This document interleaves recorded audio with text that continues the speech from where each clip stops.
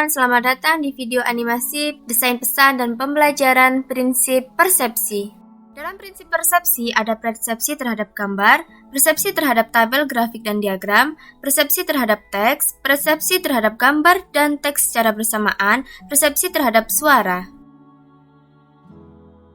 Persepsi terhadap gambar terdiri dari gambar lebih mudah diingat daripada kata-kata.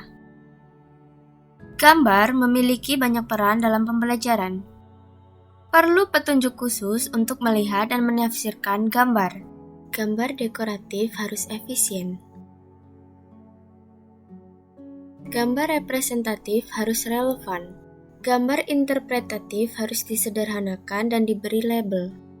Kemudian, gambar transformatif harus cukup realistis. Warna dapat menyalurkan dua tujuan dari sebuah pesan. Gambar organisasi menekankan hubungan temporal dan tata ruang.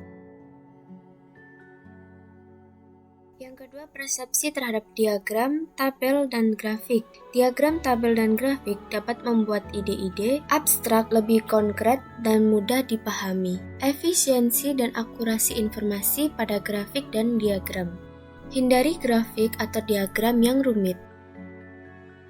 Persepsi dan interpretasi diagram dan grafik. Atur posisi elemen grafik maupun grafiknya.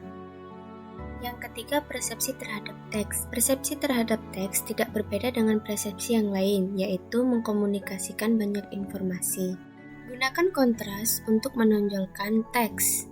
Selanjutnya, atur tata ruang teks sehingga saat dibaca dapat terlihat dengan baik. Kemudahan teks dipengaruhi kompleksitas atribut. Persepsi terhadap penyajian teks dan gambar secara bersamaan. Yang pertama, gambar membantu proses belajar tapi bukan proses membaca. Gambar memfasilitasi pemahaman teks. Yang kelima, persepsi terhadap suara. Suara harus terorganisir.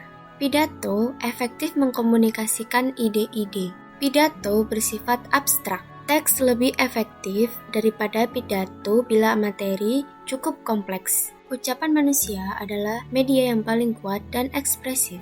Ketika narasi disertai dalam modalitas lain, hubungannya harus kuat.